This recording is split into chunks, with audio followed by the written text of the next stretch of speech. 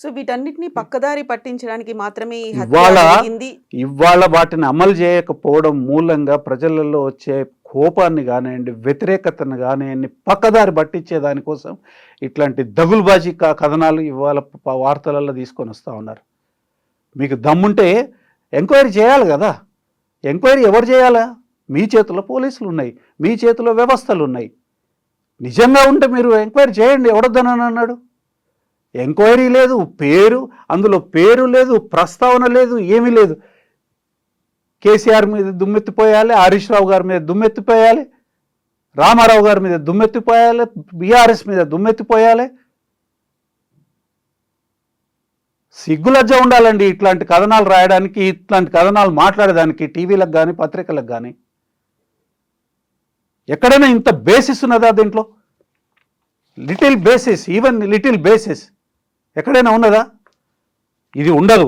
ఇప్పుడు ఈ ప్రచారాలన్నీ ఇట్లా చేస్తారు, కేసులలో ఇరికిస్తారు, ఇరికించిన తర్వాత ఒత్తిడి చేసి ఎవిడెన్స్ ఇప్పించేదానికోసం వాళ్ళని.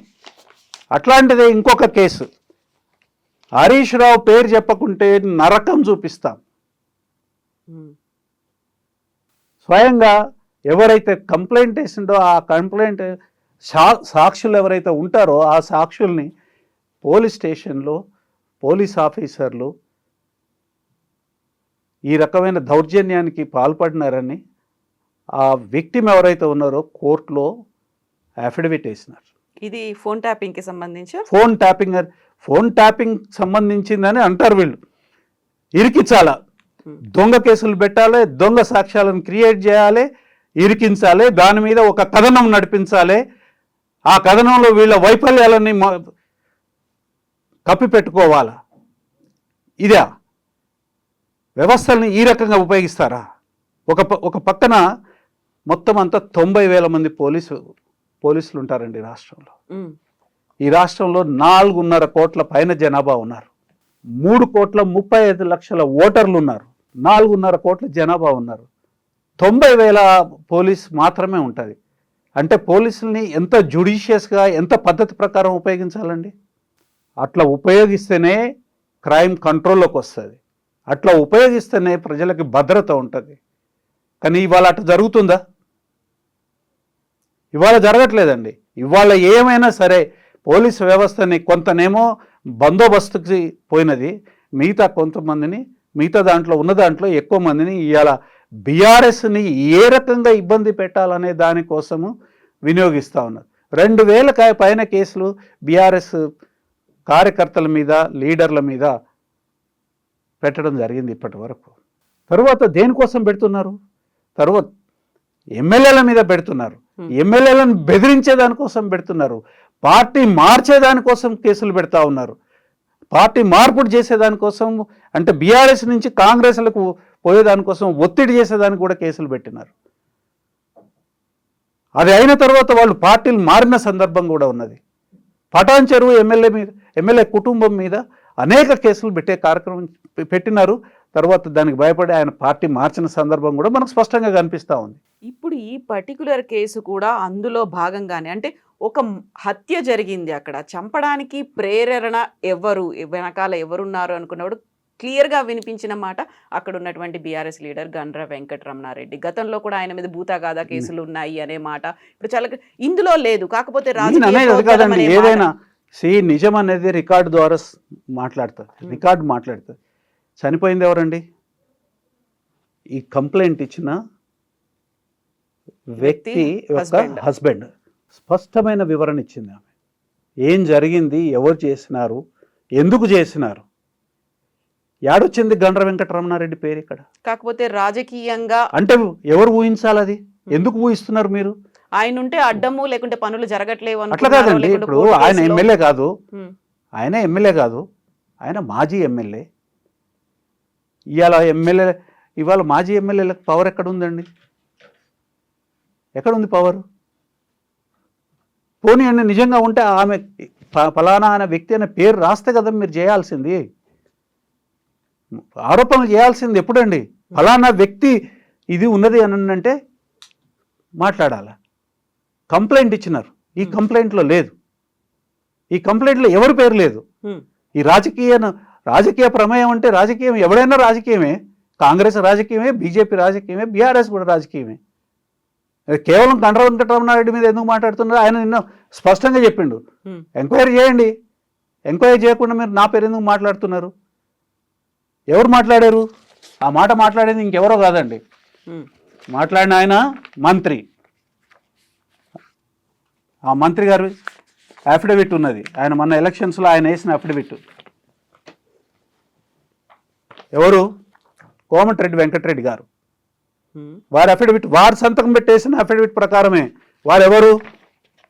వారెవరనంటే ఒక కన్విక్టెడ్ ఏమంటే క్రిమినల్ కేసులో ఉన్నవాడిని కన్విక్ట్ని క్రిమినల్ అని అంటారు. ఈ was a convicted criminal according to his own statement. A case చెప్తానండి, ఆయన డిస్క్లోజ్ చేసిందే చెప్తాను, నేను వేరేది ఏం చెప్పను. మీరు పెట్టండి, సరిగా పెట్టండి కెమెరాని. 143 ఇప్పుడు crime number 220 of 2015, CC number 79/2018, special sessions judge court Nampally Hyderabad. ఏ కేసులో? అల్లర్లకు సంబంధించిన కేసు, unlawful assembly, house trespass and public nuisance. మంత్రి గారు కమిట్ చేసినారు. కమిట్ చేయడమే కాదు, he was convicted and sentenced with how much? A fine of 4,200 rupees. అంటే ఇప్పుడు ఈయన కాదండి, చేసింది ఈయన, బాధితుడు. అంటే దేనికోసం చేసిండు కానీ కన్విక్షన్ వస్తే ఎవరికైనా బాధే కదండి. ఎట్లా మాట్లాడగలుగుతారండి తోటి రాజకీయ నాయకుడి మీద? ఎట్లా మాట్లాడతారంటున్నాను. ఒక ఆధారం లేకుండా ఎట్లా వచ్చింది మీకు ఎక్కడి నుంచి వచ్చింది ఇన్ఫర్మేషన్? కేసు ఇన్వెస్టిగేషన్లో ఉన్నప్పుడు ఎట్లా మాట్లాడతారు మీరు 3 సార్ల ఓతు తీసుకున్నారు కాన్స్టిట్యూషన్ మీద. ఒకసారి ఎలక్షన్ కమిషన్ ముందు మీరు అఫిడవిట్ అదే మీ నామినేషన్ దాఖలు చేసేటప్పుడు, ఇంకొకసారి ఎమ్మెల్యేగా ఎన్నికైన తర్వాత అసెంబ్లీలో ఎమ్మెల్యేగా ఓతు తీసుకున్నారు. మంత్రి అయినప్పుడు మంత్రిగా ఓతు తీసుకున్నారు. ఈ ఓతుకు విలువలేదా? నోటికి ఎంత వస్తుందంత మాట్లాడమేనా? ఆధారాలు లేకుండా మేము మాట్లాడవచ్చా? పక్షపాత పూరితంగా మీరు మాట్లాడవచ్చా? మీ మాటకు విలువలేదా? మంత్రిగా మిమ్మల్ని గౌరవిస్తాం, ఎమ్మెల్యేగా గౌరవిస్తాం, ప్రజలు ఎన్నుకున్నారు కాబట్టి. తర్వాత ఇవ్వాల్సిందే, మంత్రిగా కూడా ఇస్తాము. కానీ మీ నోటికి వచ్చింది ఎట్లా మాట్లాడతారండి? ఏమున్నాయి మీ దగ్గర? ఆధారాలు చూపించండి. ఒకవేళ ఆధారాలు ఉంటే బాధ్యత గల పౌరుడిగా, బాధ్యత గల ఎమ్మెల్యేగా, బాధ్యత గల మంత్రిగా మీరు వెళ్ళి పోలీసులకు కంప్లైంట్ ఇవ్వాలి. మీ దగ్గర ఉన్న ఇన్ఫర్మేషన్ని వారికి సమర్పించాలి. మీకు అవకాశం ఉంది. మీరు అది చేయకుండా మీరు పబ్లిక్ డొమైన్లో వచ్చి ఎందుకు మాట్లాడుతున్నారు మీరు?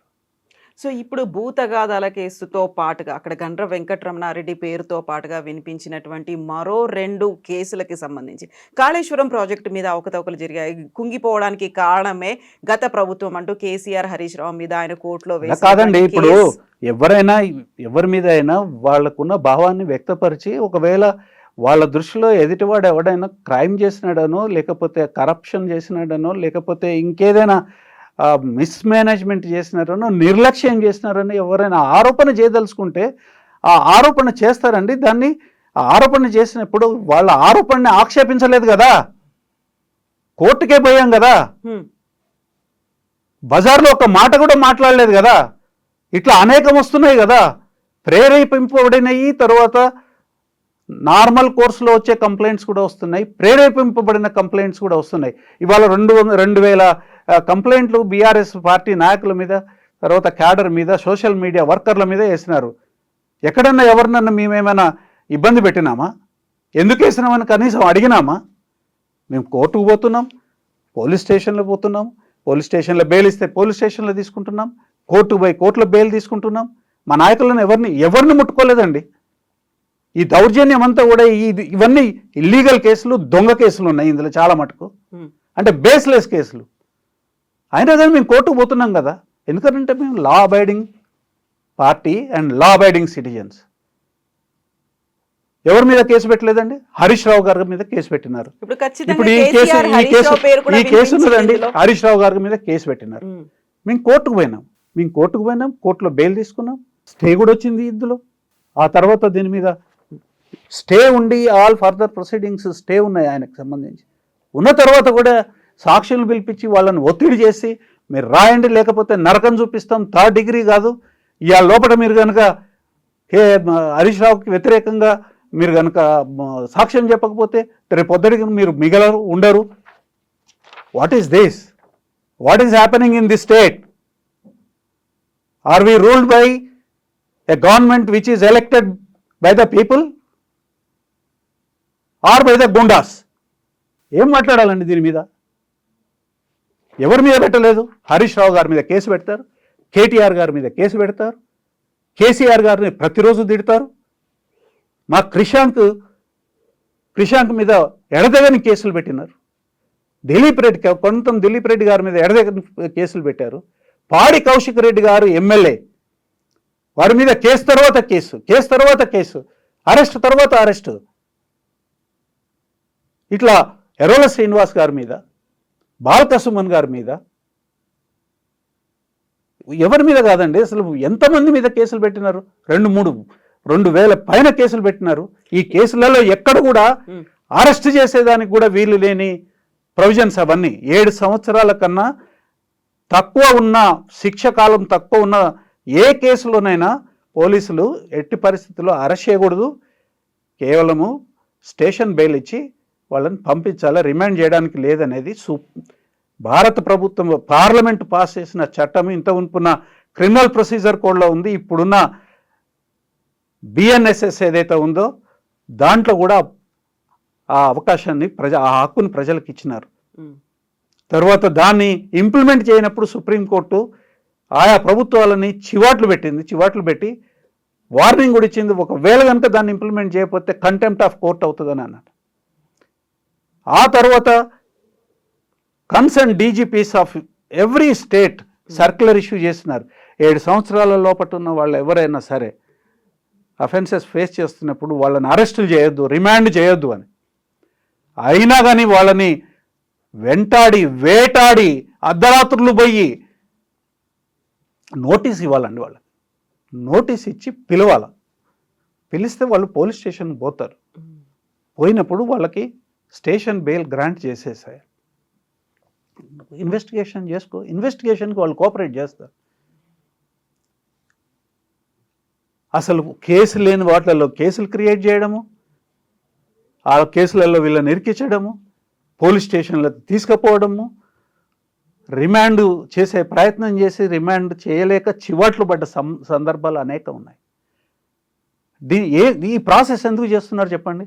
ఈ రకంగా లేని కేసులలో ఇరికించి ప్రచారం చేయడం ఒక పద్ధతి. ఇంకొక పద్ధతి ఏంటంటే లేని కేసులలో ఇరికించి విసిగించి ఇట్లా ఉంటే ఇక వీళ్ళకి వ్యతిరేకమైన పార్టీలో ఉంటే వీళ్ళు ఇట్లనే చేస్తారని చెప్పి వాళ్ళు పార్టీ వదిలిపెట్టి వెళ్ళిపోవాలని. మూడోది ఏంటంటే ఇదే నడవాలి, న్యూస్లో కప్పిపుచ్చుకోవాలి, వాళ్ళ ఫెయిల్యూర్స్ కప్పిపుచ్చుకోవాలి. ఇంత దౌర్జన్యము, ఈ దౌర్జన్యానికి ఎవడు భయపడనండి. మీకు నేను ఉన్నది చెప్తానని అనుభవం కూడా చెప్తాను. కేసులు పెట్టి ఇదంతా చేస్తే కొన్ని రోజులు భయపడతారు. ఎప్పుడైతే న్యాయస్థానాలు న్యాయం చేస్తాయో ఇంత కొన్ని వందల మంది వాళ్ళ ప్రభుత్వం యొక్క ప్రభుత్వం చేసే దుర్మార్గాన్ని కానివ్వండి, అన్యాయాన్ని కానివ్వండి, తర్వాత మోసాన్ని కానివ్వండి. ప్రభుత్వం ఎప్పుడు మోసం చేయదు. ప్రభుత్వం నడిపించే పార్టీ ఏదైతే ఉన్నదో ఏ ప్రామిసులతోని వాళ్ళు ప్రభుత్వంలోకి వచ్చి ఇవాళ ఆ ప్రామిసులకు ఎగనాం పెడుతున్నారో దానికి వ్యతిరేకంగా కొట్లాడే దానికోసం ఇంకా ఇంతకింత ఎన్ని రెట్లు వస్తుందో మీరు ఊహించలేని రెట్లు వ్యతిరేకంగా, అంటే ఈ దుర్మార్గాన్ని వ్యతిరేకించే దానికోసం ప్రజలు ముందుకొస్తారు తప్ప వెనకపోరు. సో భరత్ గారు, ఇప్పుడు మీ మీద కేసులు పెడుతున్నారు, ఆరోపణలు అవుతున్నాయి, కేసుల్లో ఇరికించే ప్రయత్నాలు జరుగుతున్నాయి అనుకున్నప్పుడు పర్టికులర్గా ఈ రాజలింగమూర్తి కేసుకి సంబంధించి అక్కడ ఉన్నటువంటి local leader, BRS leader Gandra Venkataramana Reddy మీద ఎలా అయితే ఆరోపణలు వచ్చాయో ఆయన్నే చేయించాడని చెప్పినట్టుగా, ఆ గతంలో కాళేశ్వరం ప్రాజెక్ట్ సంబంధించి సీఎం కేసీఆర్, ఆ తర్వాత హరీష్ రావు అనే దాంతో పాటుగా మేఘా కృష్ణారెడ్డికి కూడా ఈ కేసులో ఈ హత్యలో సంబంధం ఉంది అనేటువంటి ఆరోపణలు, దాని గురించి పెద్ద ఎత్తున ప్రచారం ఎట్లా చూస్తున్నారు? ఇది ఎవరికి సంబంధం లేదు అసలు. ఇప్పుడు సంబంధం ఉంది లేదు అనేది తేల్చాల్సింది పోలీస్ వ్యవస్థ. పోలీస్ వ్యవస్థ గవర్నమెంట్ లోబడి ఉంటుంది. గవర్నమెంట్ ఇలా కాంగ్రెస్ పార్టీ నాయకత్వంలో ఉన్నది. మీకు నిజంగానే ఎవరి మీదనైనా అనుమానం ఉంటే ఆ అనుమానాన్ని నివృత్తి చేసుకోవాల్సిన వ్యవస్థ ఏదైతే ఉందో అది మీ చేతిలో ఉన్నప్పుడు దాని మీద కాన్సన్ట్రేట్ చేసి మరి మీరు దాని మీద దర్యాప్తు చేయించాలి. కానీ దర్యాప్తు లేదు, తర్వాత ఏది లేదు. మీ అనుమానం పత్రికల్ని, తర్వాత మీ బాకాలు ఉదే పత్రికల్ని, టీవీలని అడ్డం పెట్టుకొని వాళ్ళతో ప్రచారం చేపిస్తున్నారంటే అందులో నిజం ఉన్నట్టేనానండి? నిజం ఉన్నట్టేనండి? నిజం ఉంటే చేయాలి కదా, నీ బాధ్యత కదా, మీ ప్రభుత్వ బాధ్యత కదా. ముఖ్యమంత్రిగా మీరే ఉన్నారు కదా, కాంగ్రెస్ పార్టీ ఉంది కదా, మంత్రులు హోంమంత్రి ఆయనే కదా. మిమ్మల్ని ఎవరు ఆపగలిగినారు? ఇట్లా లేని కేసులే పెట్టగలుగుతున్నప్పుడు నిజంగానే ఉంటే మిమ్మల్ని పెట్టాలంటే మిమ్మల్ని ఆపేదేవాడు. కానీ ఒకటి గుర్తుంచుకోవాలండి, ఒక ఆరోపణ చేస్తున్నానంటే దానికి ఆధారం ఉండాలి. ఆధారం లేకుంటే ఆరోపణలు చేస్తే ఇవాళ ప్రజలు అంత అమాయకంగా ఏం లేరు. మేము బురద చల్లుతాము, వాళ్ళు బురద దుడుచుకున్నా కానీ వాళ్ళకి మలినం ఉంటుంది అట్లానే. కాబట్టి మేము ఇట్లాంటి బురద చల్లుకుంటూ పోతాము. ఈ సోషల్ మీడియా యాక్టివిస్టుల మీద ఒక ఆఫీసర్ కావాల్సుకొని కేసులు పెట్టేవాళ్ళు. ఈ మధ్య కాలంలో ఆ ఆఫీసర్ ఒక క్రైమ్ ఇన్సిడెంట్లో క్రైమ్ మనీ ఏదైతే ఉందో ఒక 40 లక్షలు 30 లక్షలు ఎంత పెద్ద మొత్తంలో ఆ అమౌంట్ని కైంకర్యం చేసినారు అనే ఆరోపణలు వచ్చినాయి. సస్పెండ్ అయిపోయింది. నేనేమంటున్నానంటే మేము ఇంత సర్వీస్ చేసినాం కదా, మమ్మల్ని మరి ఇట్లాంటి కేసులలో మరి మమ్మల్ని మీరు రక్షించరా అని ఆర్తనాదాలు చేస్తున్నారు. చూడాలి వాళ్ళ ప్రభుత్వం ఏం చేస్తుందో చూస్తాం. అన్యాయంగా కేసులు పెట్టే వాళ్ళని, చట్టాన్ని అతిక్రమించి కేసుల పేరు మీద ప్రజల్ని, మా పార్టీ కార్యకర్తల్ని ఇబ్బంది పెట్టే వాళ్ళని మేము ఖచ్చితంగా అప్రాప్రియేట్ ఫోరంలలో మేము ఖచ్చితంగా నిలదీస్తాం, ఛాలెంజ్ చేస్తాం. పింక్ బుక్లో రాసుకుంటున్నారు. ఎందుకని రాయాల్సిన అవసరం ఏముంది? ఎవరెవరు ఏ కేసు పెట్టినారు అనేది మొత్తం స్పష్టంగా సంతకాలతో పాటు ఉంటాయి. ఎఫ్ఐఆర్లు ఉంటాయి, ఛార్జ్ షీట్లు ఉంటాయి, కేసు డైరీలు ఉంటాయి. ఖచ్చితంగా దుర్మార్గమైన కేసులు అన్నిటి కూడా ఖచ్చితంగా రివ్యూ చేస్తాం. ఎందుకు చేయం? అక్కడిదంత అవసరం లేదండి. మేము ఇప్పుడే ఛాలెంజ్ చేస్తున్నాం వాటన్నిటిని. మాకు కోర్టుల మీద నమ్మకం ఉంది, సిస్టమ్ మీద నమ్మకం ఉంది. మేమంత పిచ్చోళ్ళం కాదండి. కొమ్మ మీద కూర్చుకొని చెట్టును నరుక్కునే అంత పిచ్చితనం ఏం లేదు మాకు. తర్వాత మీరు భయపడేదానికి మాకేమి ఇది లేదు. ఇది ఇప్పుడు ఏంటంటే అంత మునుపు క్రైమ్ డైరెక్ట్గా చేసేవాళ్ళు కాంగ్రెస్ పార్టీ నాయకత్వం. ఇవాళ క్రైమ్ని పోలీసుల్ని ఉపయోగించి చేస్తున్నారు. ఎందుకండి? ఇది ముఖ్యమంత్రి గారు వేసిన అఫిడవిట్ ఎన్నికలలో. ఈ అఫిడవిట్లో ఎన్ని కేసులు ఉన్నాయండి? వారు కమిట్ చేసిన కేసులు 89 కేసులు. With all are serious offences. Many of them చాలా వాటిలలో పోలీసుల్ని బెదిరించినారు, అబ్యూజ్ చేసినారు, థ్రెటన్ చేసినారు, ఇంటిమిడేట్ చేసినారు. అబ్యూజ్, భూషణాలు, అబ్యూజెస్, దూషించడం, ఇంటిమిడేషన్, బెదిరించడం. 89 కేసులు. ఎప్పటి నుంచి ఎప్పటి వరకు అండి? 2002 నుంచి 2023 వరకు 21 సంవత్సరాలలో 89 కేసులు నా మీద ఉన్నాయని వారే వేసుకున్నారు. అప్పుడు బయట ఉండి అఫెన్సెస్ చేసినారని, ఆ అఫెన్సెస్లో నేను అక్యూజ్ ఉన్నాని, రిజిస్టర్ అయిన అఫెన్సెస్లో నేను అక్యూజ్ ఉన్నాను వారే వేసినారు. ఇప్పుడు పోలీసులను పెట్టి చేస్తూ ఉన్నారు. అంత మునుపు ఆయన బెదిరించేది, ఇప్పుడు పోలీసులను పెట్టి చేస్తూ ఉన్నారు.